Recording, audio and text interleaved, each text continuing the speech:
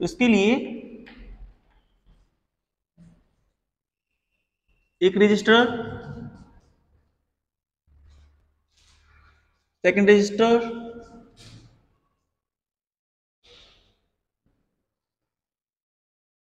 Third register.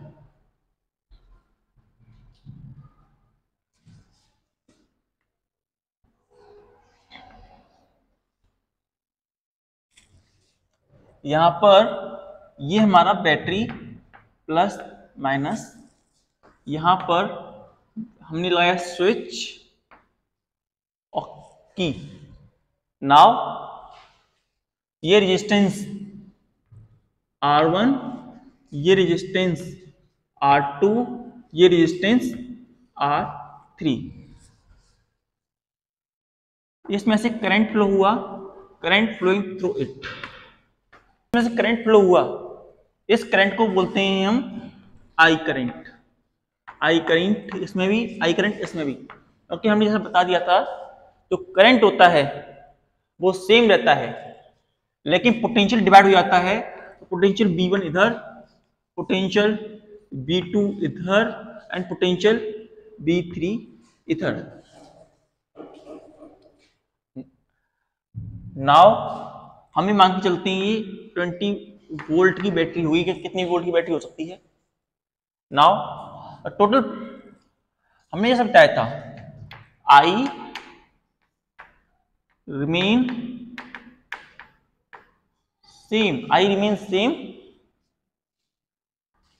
but we get divided। I same रहेगी लेकिन B divide हो जाएगी। तो टोटल वोल्टेज, टोटल पोटेंशियल कितना हुआ, ये बराबर हुआ V1 plus V2 plus V3 के बराबर। V1 plus V2 plus V3 के बराबर हुआ। From Ohm's law, from Ohm's law, Ohm's law के अकॉर्डिंग जो V होता है वो बराबर होता है आई आर के। V is equals to I R. तो रखते हैं हम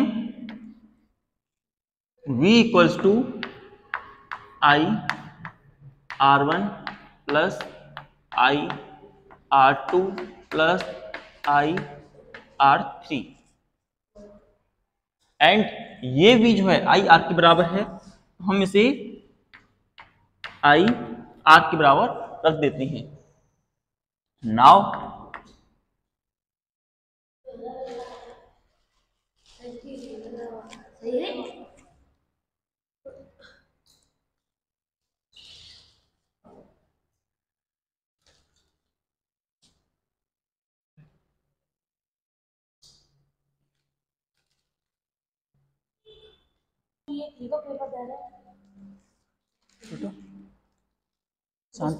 शांति से बेटा, शांति से। आई आर बताते हैं, धुंधला रहा होता हूँ। I R one plus I R two plus I R three, I I I I R equals to, सबसे आई कॉमन ले लो, आई कॉमन ले लिया तो R1 plus R2 plus R3। Now I से आई कैंसल, आई से आई कैंसल हो गया। अब R बराबर हमें मिलता है R1 plus R2 plus R3। Similarly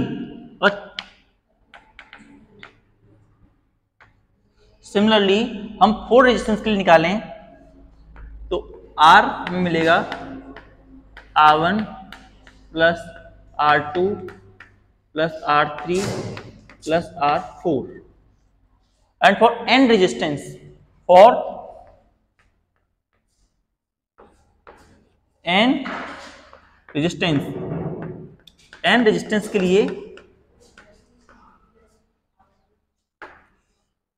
R जो होगा वो होगा R1 plus R2 plus R3 plus dash dash plus Rn। अगर सारे R इक्वल हों, all R are equal, mean to say R1 equals to R2 equals to R3 dash dash Rn, सभी R equal हों आपस में, तो ऐसी condition में रेजिस्टेंस बनेगा तो हमारा हो जाएगा R equals to R n equals to R plus R plus R plus dash dash dash plus up to n। Now n तक हमारी वैल्यू बनेगी तो R n equals to n R। So हम कह सकते हैं, क्या कह सकते हैं, when the resistance connected in series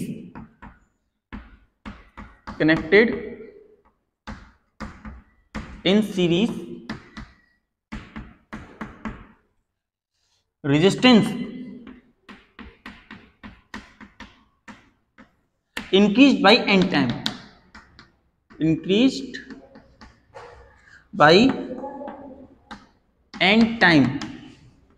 resistance जो होता है n टाइम इंक्रीज करता है। Now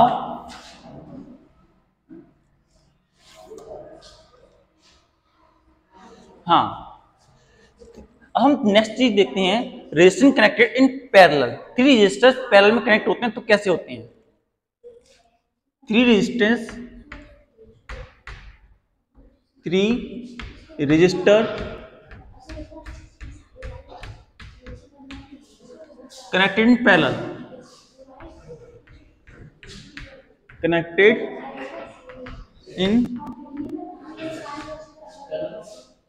three resistor connected in parallel. तो इसके लिए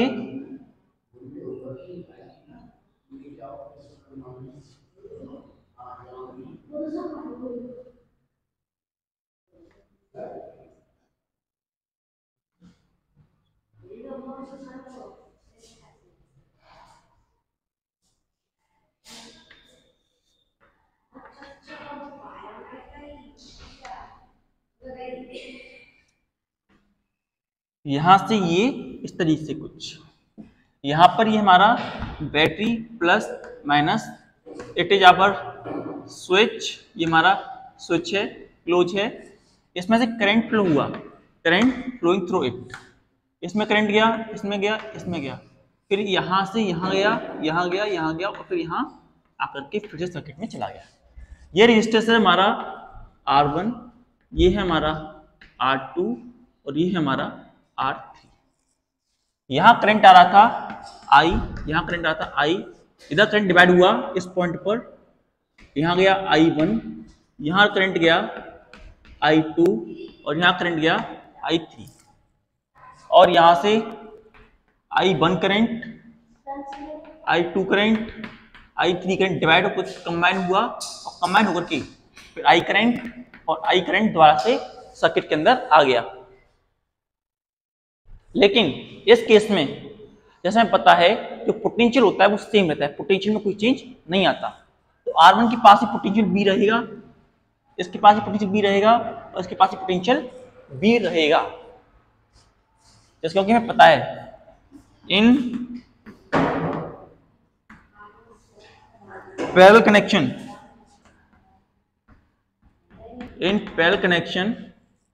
कनेक्शन के दौरान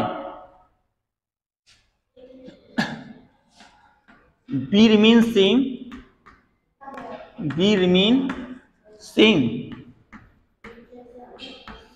but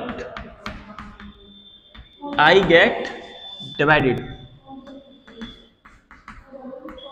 B सेम रहता है और I डिवाइड हो जाता है। तो टोटल करंट कितना हुआ, टोटल करंट हो गया I equals to I1 plus I2 plus I3 के बराबर। Why using the Ohm's law, Ohm's law का यूज करके जो V होता है वो बराबर होता है I R के। सो I जो है हमारा बराबर हो गया V अपॉन R के। नाउ वैल्यू हम रख लेंगे I equals to B upon R1 plus B upon के R2 प्लस B अपॉन के R3। नाउ I के B अपॉन R हम पुट करते हैं, B upon R equals to B upon R1 plus B upon R2 plus B upon R3। Now सबसे B common लेने पर B upon R, तो value बनती है B कॉमन लिया तो 1 upon R1 plus 1 upon R2 plus 1 upon R3। Here B से B cancel हो गया, B से B कैंसिल हो गया। So 1 upon R become equal to 1 upon R1 plus 1 upon R2 plus 1 upon R3, 1 upon R3 के बराबर value हो गई। नाउ इस तरीके से अगर 4 रेजिस्टेंस कनेक्ट हो, अगर 4 रेजिस्टेंस कनेक्ट हो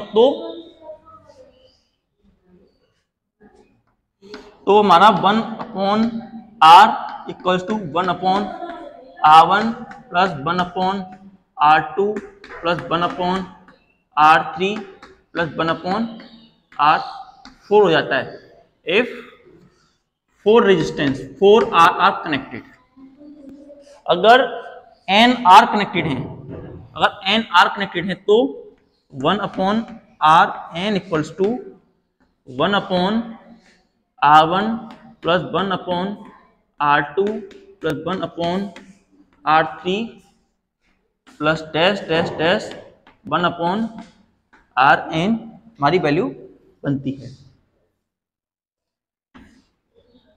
अगर n such type of resistance connected है, if n type of resistance are connected, then 1 upon Rn equals to 1 upon R plus 1 upon R plus 1 upon R plus dash dash dash plus up to n तक। तो हमारी R की value बनती है 1 upon Rn equals to n upon k R। तो हम are जो होता है वो बन जाता है R N equal to R upon N. तो हम कह सकते हैं जब रेजिस्टेंस को पैरेलली कनेक्ट किया जाता है तो ऐसी condition resistance N time decrease करता है। When resistance connected in parallel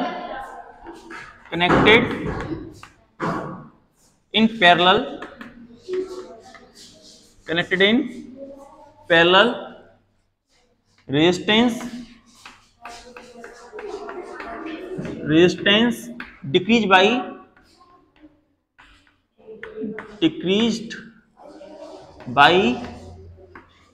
n times। तो हमें अगर इस बात से क्या पता चलता है, अगर हमें रेजिस्टेंस बढ़ाना है, we want to increase resistance, we have to connect it in series, और if we want to decrease resistance we have to connect it in parallel. बेटा देखो आवाज मत करो, देखो आवाज होगी तो इसमें भी रिकॉर्ड होगी बेटा, ठीक है। शांति से बैठ, शांति से दिखते रहो, कोई टेंशन नहीं है बेटा। देखो आवाज मत करो बेटा, ठीक है, शांति से बैठ जाओ बेटा।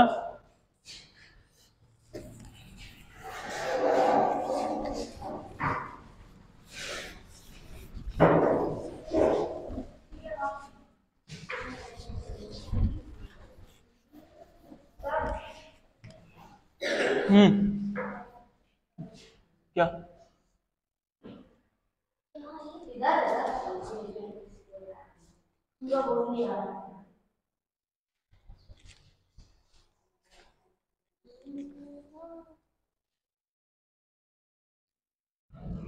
सर आपने 1.3 का कर रखा है, 1.2 का नहीं करेंगे। देखो मैं जब उधर लिखा करूँ उधर तो तुम उधर थोड़ा घुमा दिया करो। हाँ? बस मैंने उधर कुछ लिखानी है बस।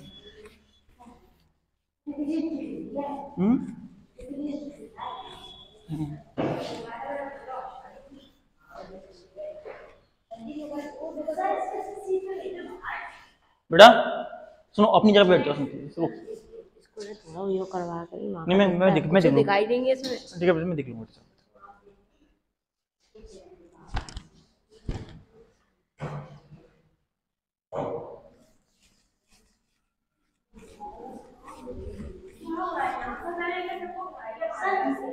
बेटा सुनो बेटा सुनो शांति से बैठ रहे तो बैठ जाओ। लेकिन एक्स्ट्रा क्लास भेज दो। एक्स्ट्रा क्लास कौन ले रहा है? जी ये एक्स्ट्रा क्लास है, वो एक्स्ट्रा क्लास का है। बेटा क्या बता बेटा सुनो हाँ सुनो एक ही क्लास के दोनों क्लास के हो।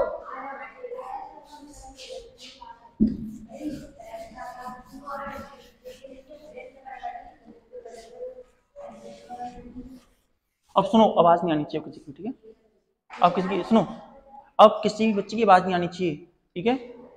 अगर किसी को बैठना है तो अभी बैठ जाओ, किसी को खड़ा होना है तो अभी खड़े हो जाओ, क्योंकि तुम लोग बैठोगे तो फिर सीटें खड़खड़ खड़केंगी, ठीक है?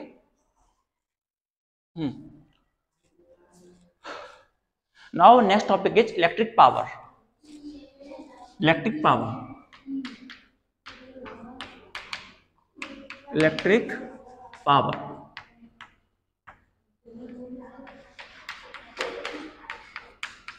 क्या मतलब होता है इलेक्ट्रिक पावर का? What do you understand by the term electric power? Electric power को डिफाइन कर सकते हैं हम, it is defined as electrical work done, electrical work done per unit of time, electrical work done per unit of time। Electric power को define कर सकते हैं electrical work done per unit of time के respect. It is denoted by P, it is denoted by P and power is equal to electrical work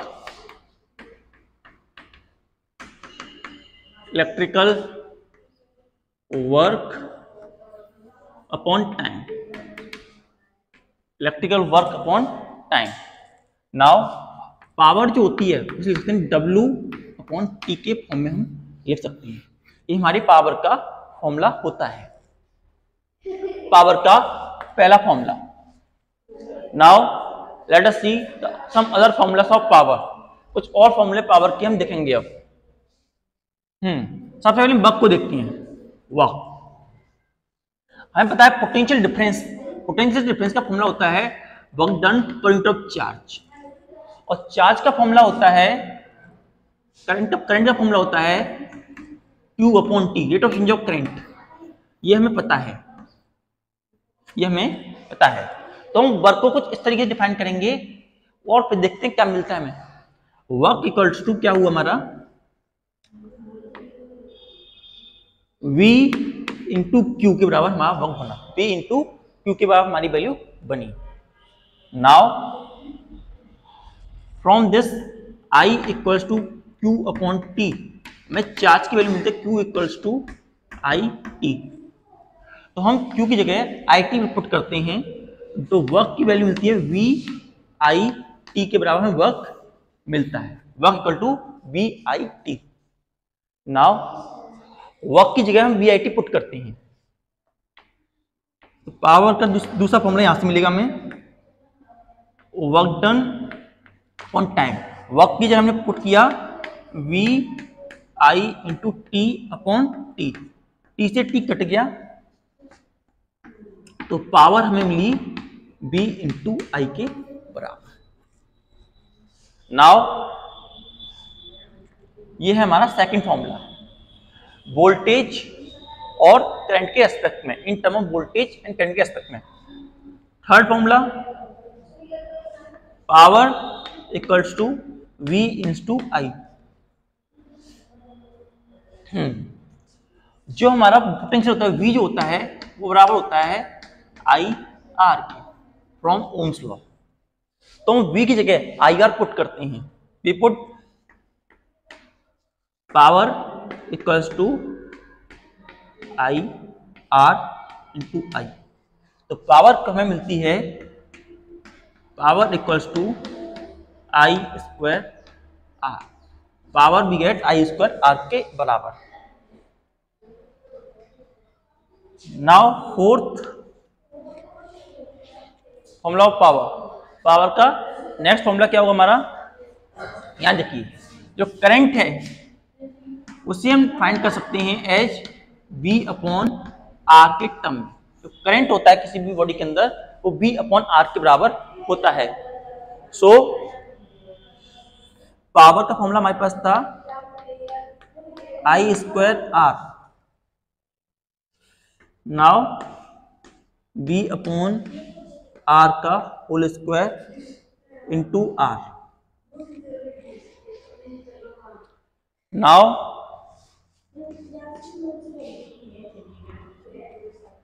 power equals to B square upon R square into are.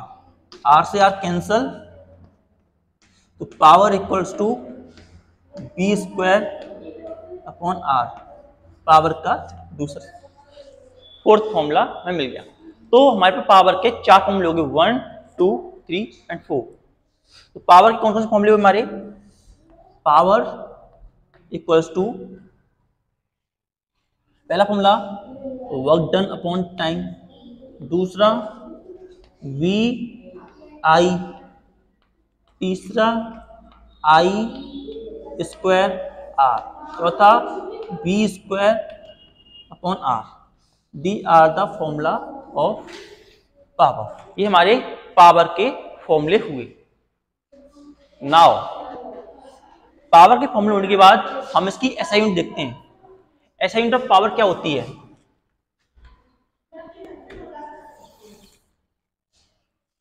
SI unit of power, SI unit of power जो होती है वो what होती है, WATT और W। 1 what कितना होता है, what is the value 1 what. तो 1 वॉट फाइंड किया जाता है जब हम 1 जूल ऑफ वर्क करते हैं in 1 second, then we said 1 watt. 1 joule of work done in 1 second. तो 1 वॉट बराबर होता है 1 watt is equal to 1 joule per second के बराबर होता है। वॉट जो होता है बहुत ही छोटी यूनिट होता है, इसीलिए हम कुछ और यूनिट्स का यूज करते हैं या अपनी डेली लाइफ के अंदर। उसमें से एक होती है kilowatt per hour, 1 kWh, 1 kilowatt per hour. 1 kilowatt per hour में 3.6 इंटू 10⁻⁻6 जूल्स ऑफ एनर्जी होती है।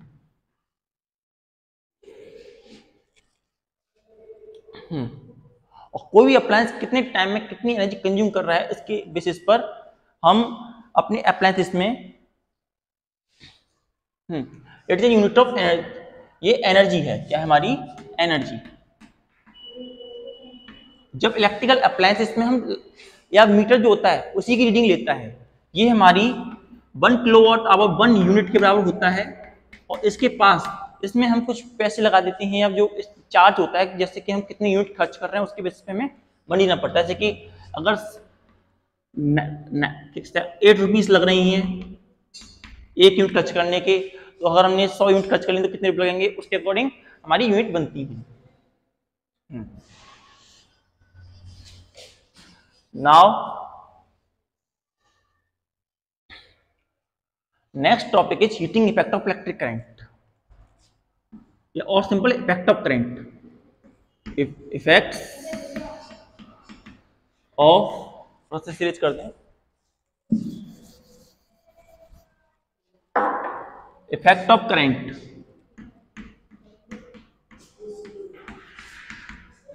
Of effect of current. Current के इफेक्ट, जो करंट होता है जब मूव करता है तो उसके अंदर कुछ इफेक्ट्स होते हैं, उन्हीं इफेक्ट्स को कहते हैं हीटिंग, उन्हीं को कहते हैं इफेक्ट्स ऑफ करंट। उनमें से कुछ इफेक्ट हम यहां जानते हैं।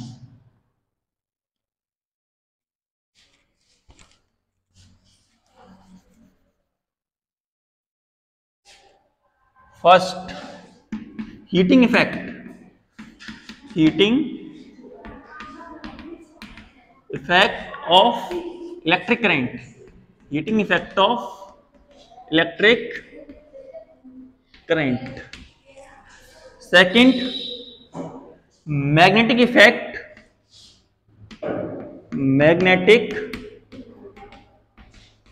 Effect of electric current, magnetic effect of electric current. And third, chemical effects of electric current, chemical effect of electric current। ये कुछ इफेक्ट होते हैं जो कि करंट प्रोड्यूस करता है जब वो मोशन में होता है। इनमें से हम एक इफेक्ट जो कि हीटिंग इफेक्ट है उसको जानेंगे। Magnetic effect of electric current को हम नेक्स्ट चैप्टर में जानेंगे और केमिकल इफेक्ट को हम हायर क्लास के अंदर स्टडी करेंगे। तो heating effect of electric current क्या होता है समझते हैं। तो heating effect of electric current, heating effect of electric current.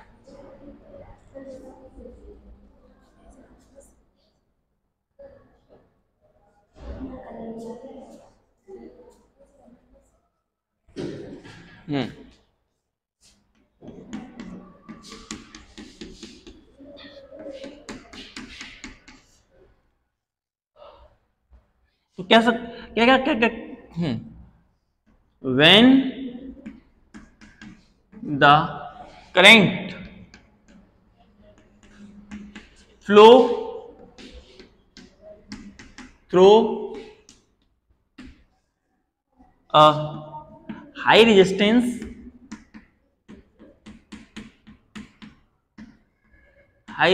wire like nichrome,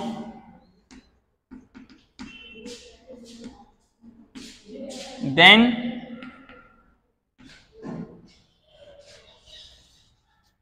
electrical energy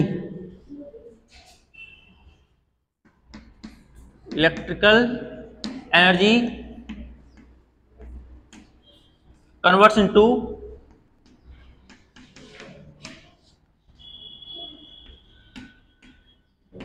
heat energy.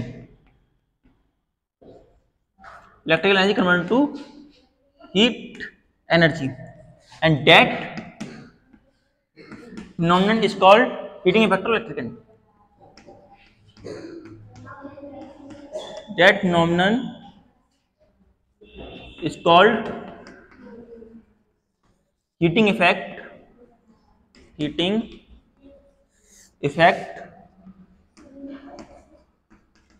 of electric current.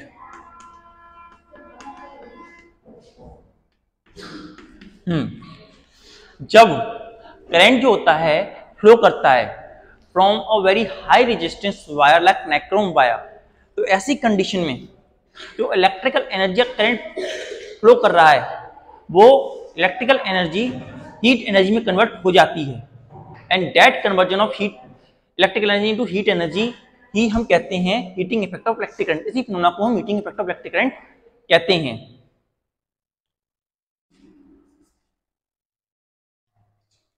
सुनो, मैं भी यहाँ से सबको पढ़ा दूंगा दोबारा।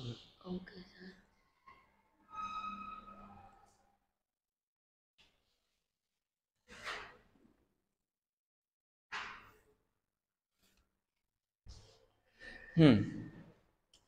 जो हीट होती है,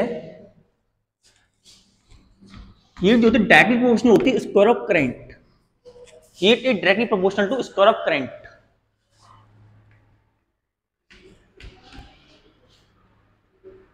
Heat is directly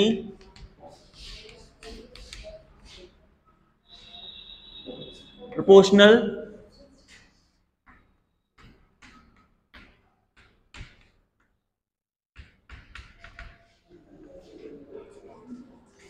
to square of current. Square of current, square of current की डायरेक्टली प्रोपोर्शनल होती है। Second, heat is directly proportional to resistance, directly proportional to the resistance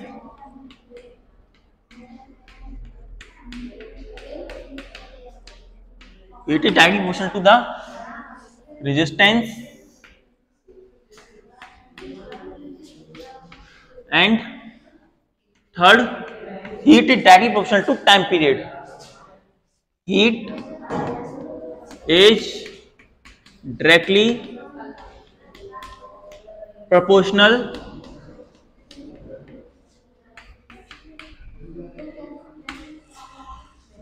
to the time period. Heat जो होती है directly proportional time period के। बेटा तुम बाहर जाओ, चलो ओ बेटा बाहर जाओ, चलो तुम बहुत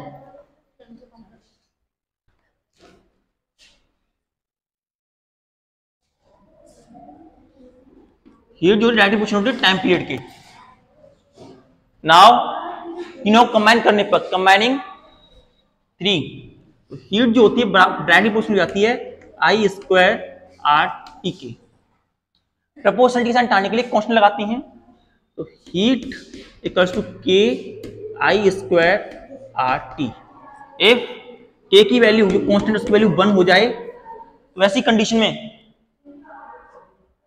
जो हीट पैदा होगी वो हो जाएगी आई स्क्वायर आर टी के बराबर। आई स्क्वायर आर टी ये हमारा करंट का फॉर्मूला होता है। तो अगर हम किसी बॉडी के अंदर हीट बढ़ाना चाहते हैं तो अमाउंट ऑफ करंट को बढ़ाना पड़ेगा, और हम अमाउंट ऑफ करंट को बढ़ाते हैं तो हीट बढ़ेगी। सिमिलरली और हम रेजिस्टेंस को बढ़ा दें तो भी हीट बढ़ेगी, और टाइम पीरियड बढ़ाने से भी हीट बढ़ती है। एक तरीका और है हीट को निकालने का, जैसा हमें पता था अभी हम निकाला वर्क डन का फॉर्मूला था हमारे पास V into Q. Work done का फॉर्मूला था V इंटू क्यू, और चार्ज का फॉर्मूला था आई टी, और B का फॉर्मूला था आई आर। तो V के फॉर्मूले में चार्ज के फॉर्मूले में वैल्यू रखते हैं और देखते हैं क्या बनता है। वर्क डन V की जगह हमने रखा तो मिलता है आई आर, और इसकी जगह रखते हैं तो आई टी। जब दोनों को रखते हैं तो वैल्यू क्या बनती है आई टी, तो आई स्क्वायर आर टी वर्क का फॉर्मूला। और जैसा पता है जितना भी हम वर्क करते हैं वो सारा वर्क हीट एनर्जी में कन्वर्ट हो रहा है। Work be done is converted into heat energy. So work equal to heat equal to I square R T. So हमारा हीट का फॉर्मूला हो गया आई स्क्वायर आर टी के बराबर। आई स्क्वायर आर टी के बराबर हीट का फॉर्मूला हो गया। जो हीटिंग इफेक्ट है वो हमारे कई सारे अप्लायंसेस में काम आता है, जैसे हीटर एप्लीकेशन।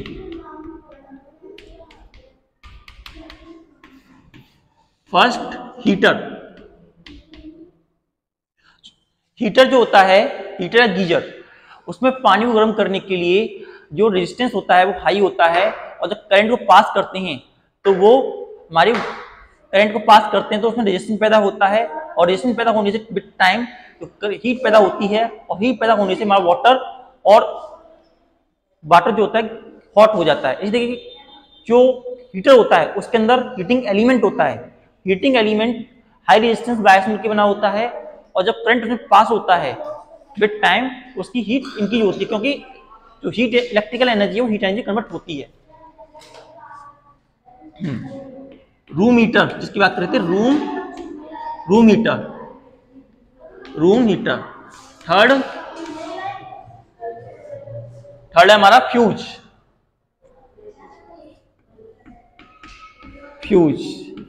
एक सेफ्टी डिवाइस होता है।